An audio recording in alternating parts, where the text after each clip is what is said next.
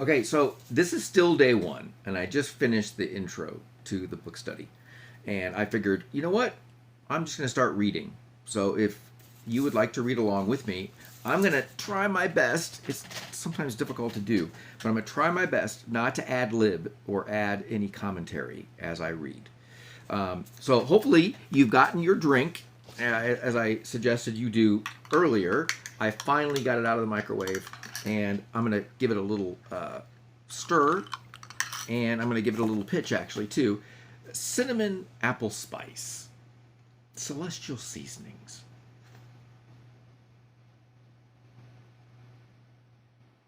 No caffeine, caffeine free. Okay, let's get on with reading. The syllabus. His death sentence came in the summer of 1994. Looking back, Morrie knew something bad was coming long before that. He knew it the day he gave up dancing. He had always been a dancer, my old professor. The music didn't matter. Rock and roll, big band, the blues. He loved them all. He would close his eyes and with a blissful smile begin to move to his own sense of rhythm. It wasn't always pretty. But then, he didn't worry about a partner. Morrie danced by himself. He used to go to this church in Harvard Square every Wednesday night for something called Dance Free. They had flashing lights and booming speakers, and Morrie would wander in among the mostly student crowd, wearing a white t-shirt and black sweatpants, and a towel around his neck. And whatever music was playing, that's the music to which he danced.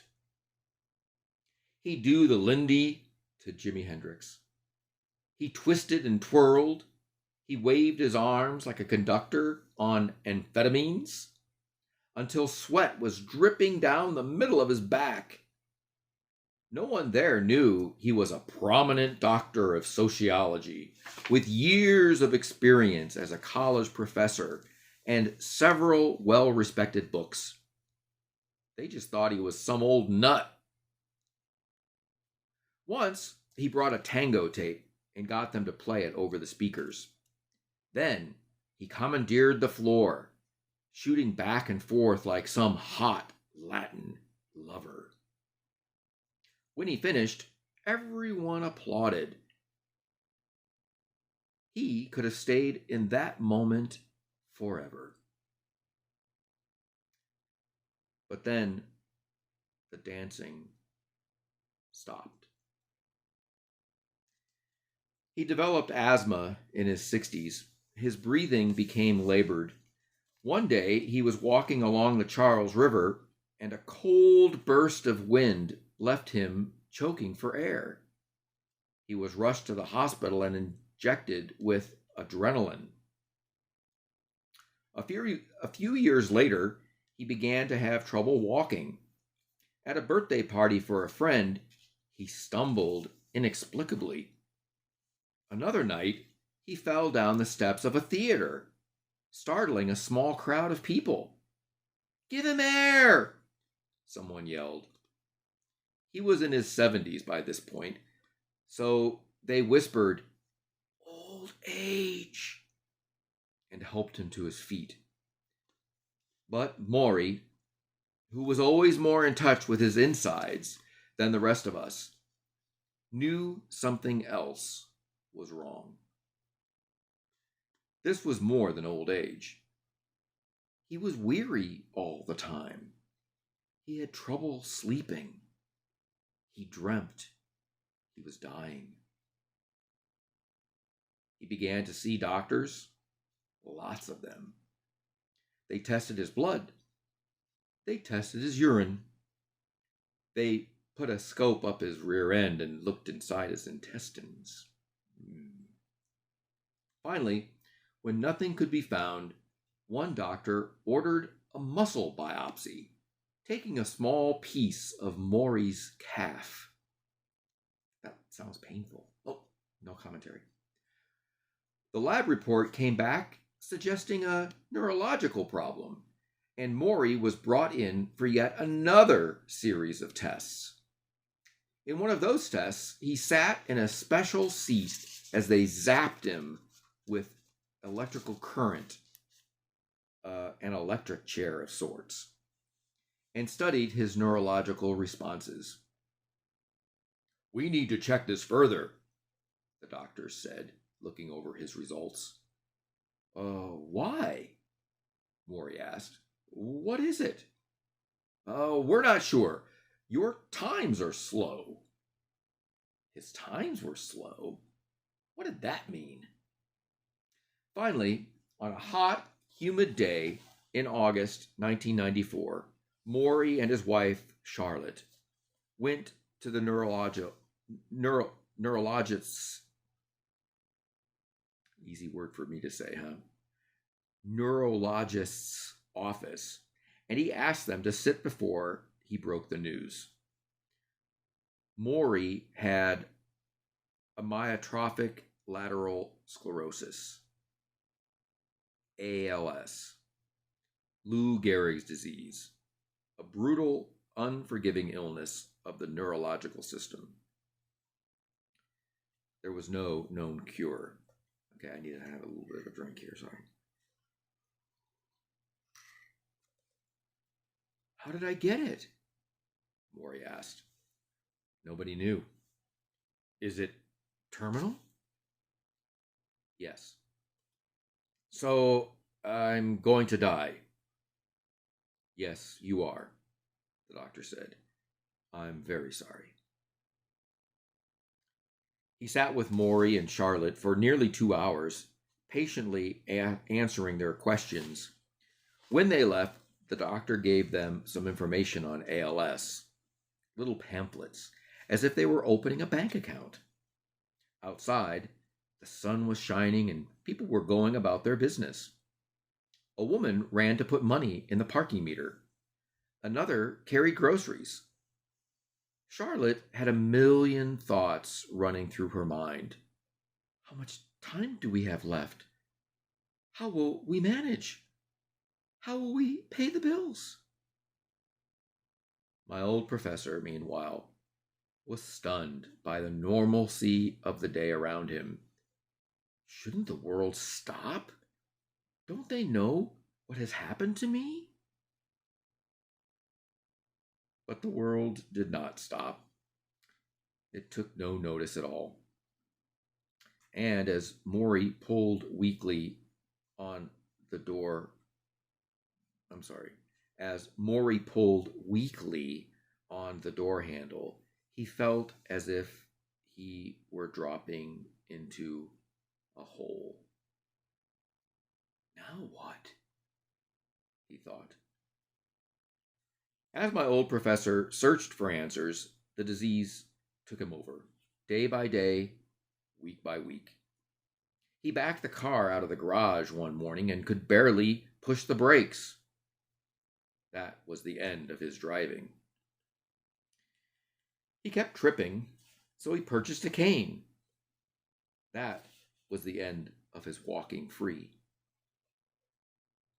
He went for his regular swim at the YMCA, but found he could no longer undress himself.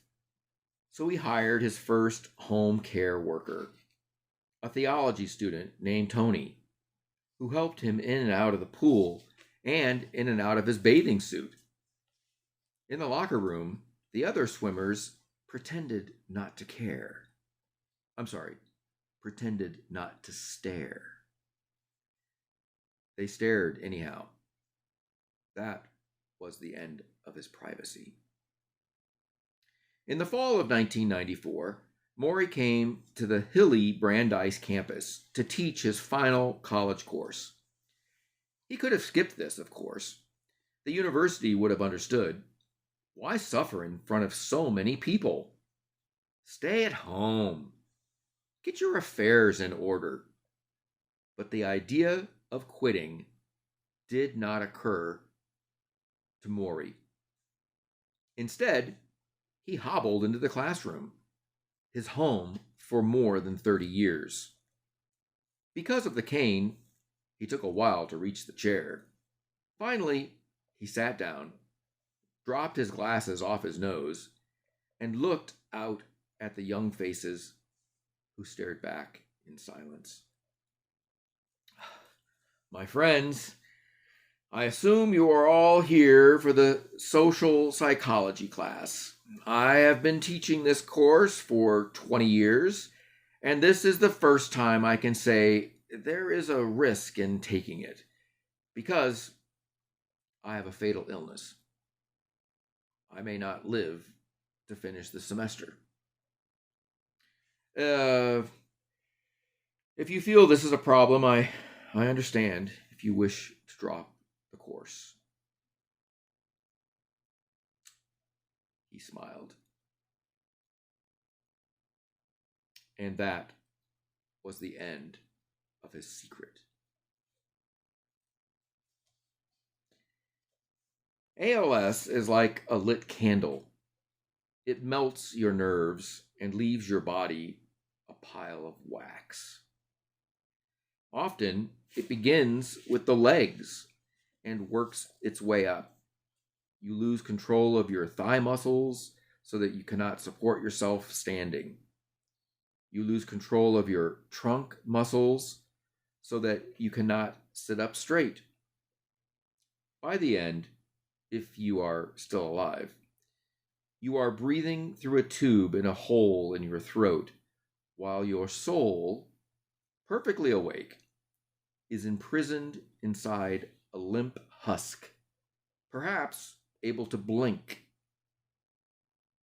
or cluck a tongue, like something from a science fiction movie. The man frozen inside his own flesh. This takes no more than 5 years from the day you contract the disease. Morrie's doctors guessed he had 2 years left. Morrie knew it was less. But my old professor had made a profound decision. Once he began to construct the day he came out of the doctor's office with a sword hanging over his head. Do I wither up and disappear, or do I make the best of my life left? He had asked himself. Time for another drink. Oh, I forgot to tell you. The other thing I did when I made this is I have all these old, well, no, they're not old. They're from Christmas, candy canes. And you know how, you buy them for the holidays and they kind of sit around and you think, well, what use are these? And then you see them again at like summertime and you say, these things are still hanging around. So instead, every day that you create, you come to book study, make a cup of tea, and drop one inside. And that will be your stirrer. I know mine broke. I dropped it as I went to go put it in my cup. And so it's actually, I think it's all gone now. So I had to use a spoon to stir it around. But anyhow, let's get back to the book. Do I wither up and disappear? Or do I make the best of my life left? Let's try this again. Do I wither up and disappear? Or do I make the best of my time left? He had asked himself. He would not wither. He would not be ashamed of dying. Instead, he would make death his final project, the center point of his days. Since everyone was going to die, he could be of great value, right? He could be research, a human textbook. Study me in my slow and patient demise. Watch what happens to me. Learn with me. So this is a reason why I'd actually started reading this after I made the first video, is because I thought, you know what? It's never fun reading by yourself. So I figured, why not do the recording? Okay, we'll get back to the book. Okay. Morrie would walk that final bridge between life and death, and narrate the trip. We're in the chapter called The Syllabus, by the way. The fall semester passed quickly. The pills increased. Therapy became a regular routine. Nurses came to his house to work with Morrie's withering legs to keep the muscles active, bending them back and forth as if pumping water from a well. Massage specialists came by once a week to try to soothe the constant, heavy stiffness he felt. He met with meditation teachers and closed his eyes and narrowed his thoughts until his world shrunk down to a single breath. In and out, in and out. One day, that was a weird way to pronounce that. One day, using his cane, he stepped onto the curb and fell over into the street. The cane was exchanged for a walker. As his body weakened, the back and forth to the bathroom became too exhausting, so Morrie began to urinate into a large beaker. He had to support himself as he did this, meaning someone had to hold the beaker while Morrie filled it. Most of us would be embarrassed by all of this, especially at Morrie's age. But Morrie was not like most of us. When some of his close colleagues would visit, he would say to them, "Listen, I have to pee. Would you mind helping? Are you okay with that?" Often, to their own surprise, they were. In fact, he entertained a growing stream of visitors. I'm not sure if the author used stream on purpose because he was just talking about urination, but back to the book. Okay. In fact, he entertained a growing stream of visitors. He had discussion groups about dying, what it really meant, how societies had always been afraid of it without necessarily understanding it. He told his friends that if they really wanted to help him, they would treat him not with sympathy, but with visits, phone calls, a sharing of their problems, the way they had always shared their problems, because Morrie had always been a wonderful listener. For all that was happening to him, his voice was strong and inviting, and his mind was vibrating with a million thoughts. He was intent on proving that the word dying was not synonymous with useless. The new year came and went. Although he never said it to anyone, Morrie knew this would be the last year of his life. He was using a wheelchair now and was fighting time to say all the things he wanted to say to all the people he loved. When a colleague at Brandeis died suddenly of a heart attack, Morrie went to his funeral. He came home depressed. "What a waste," he said. "All those people saying all those wonderful things, and Irv never got to hear any of it." Morrie had a better idea. He made some calls, he chose a date, and on a cold Sunday afternoon, he was joined in his home by a small group of friends and family for a living funeral. Each of them spoke and paid tribute to my old professor. Some cried, some laughed. One woman read a poem.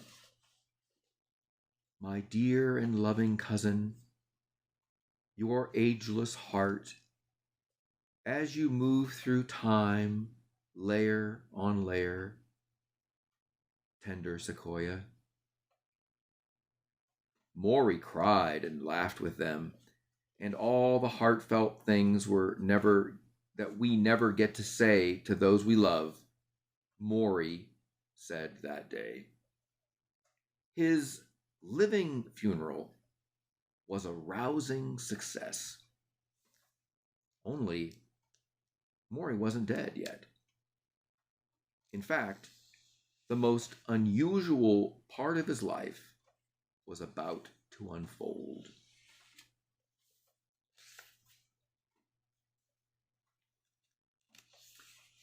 The student.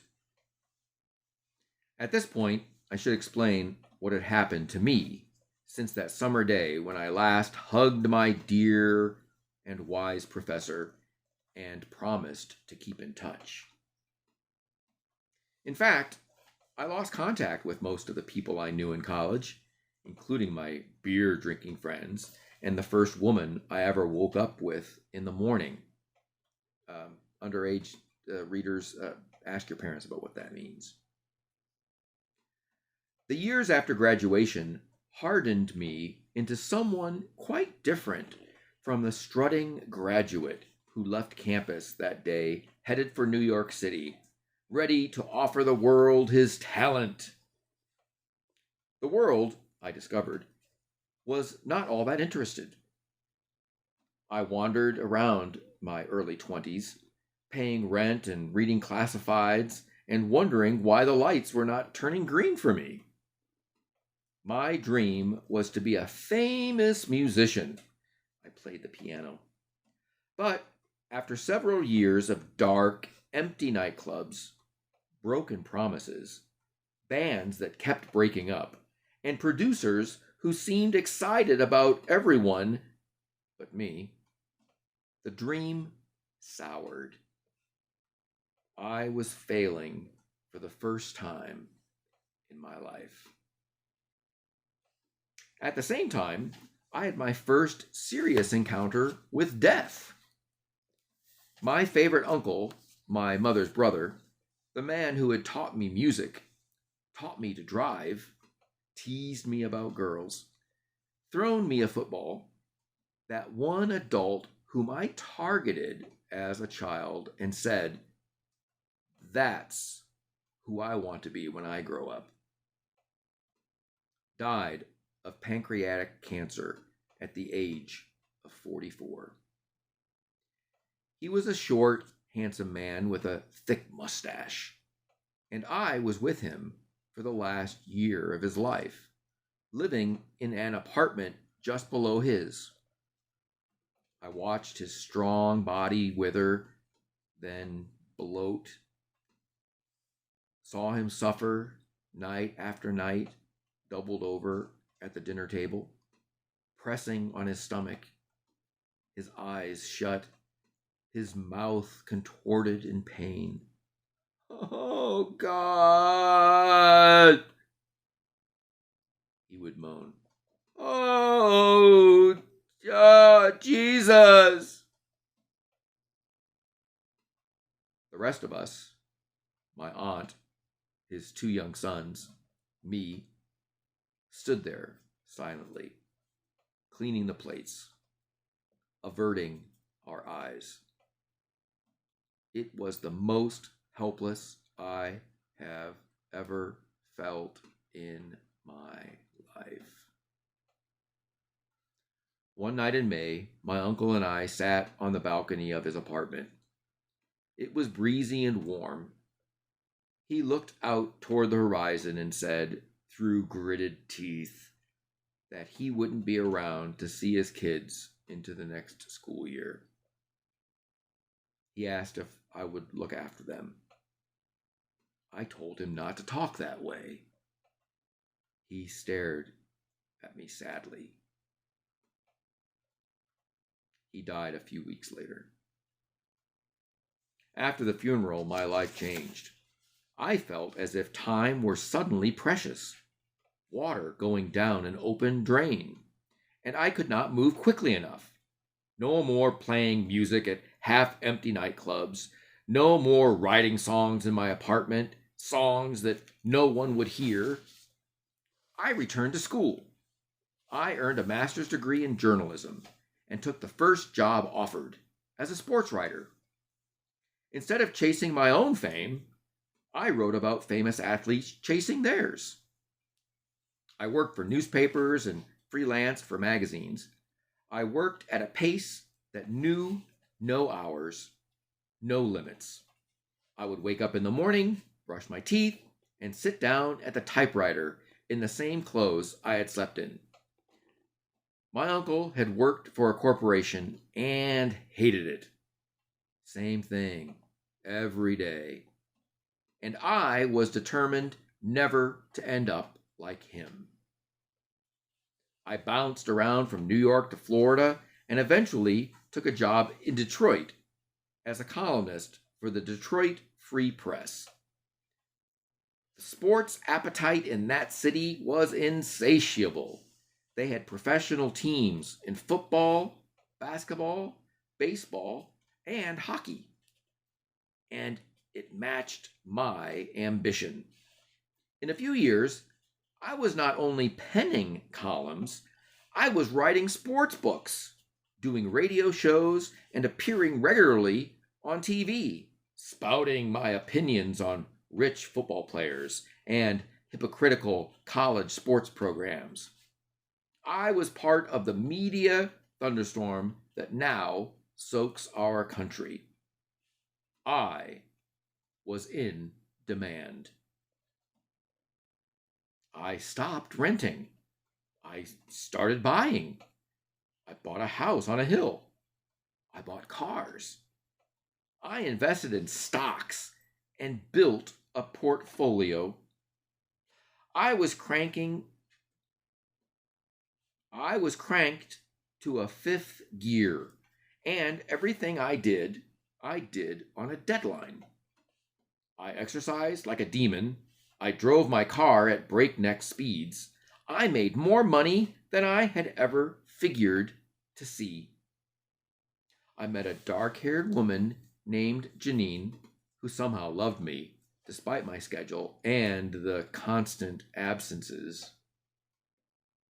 We married after a 7-year courtship. I was back to work a week after the wedding. I told her, and myself, that we would one day start a family, something she wanted very much. But that day never came.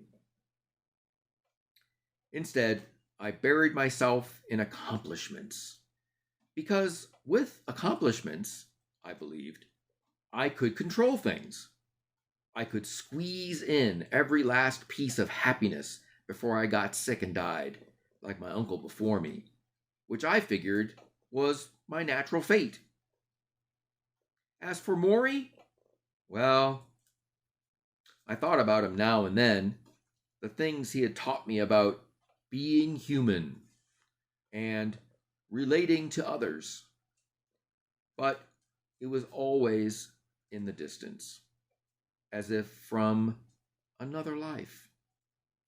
Over the years, I threw away any mail that came from Brandeis University, figuring they were only asking for money. So I did not know of Morrie's illness. The people who might have told me were long forgotten, their phone numbers buried in some packed away box in the attic. It might have stayed that way had I not flicked through the TV channels late one night when something caught my ear. I'm going to end with that, and then I'll do the next 2 chapters in another recording. Okay, the next chapter that's coming up is the audiovisual. Okay, remember the challenge from the introductory video was to come up with 5 words that kind of come to mind in the first reading. Okay, and I'll see you on the next reading. Be good. No. Do better. Be better.